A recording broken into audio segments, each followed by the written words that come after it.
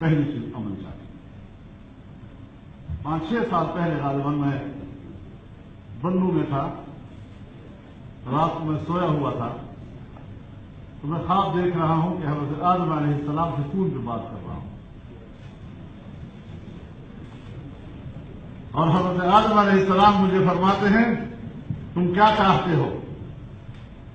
میں نے کہا امن چاہتا ہوں۔ اس کے بعد لائن کٹی نہیں، لیکن خاموشی کا ایک وقفہ آ گیا۔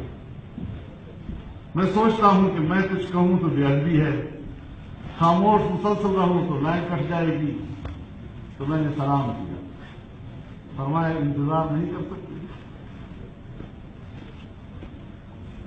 تو انتظار تو کر رہے ہیں، ابا نے کہہ دیا انتظار کرو،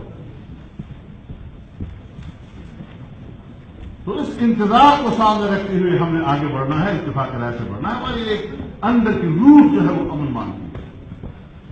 اسی لیے جب ریاست نے امن کے قیام کے لیے فوج کو میدان میں اتارا، اداروں کو میدان میں اتارا، ہم نے سپورٹ کیا، ہم امن کا حکمت عملی اس طرح سے رائے ہو سکتا ہے، لیکن ریاست مقدم ہے، جب اس نے فیصلہ کیا ہم نے طے لیا۔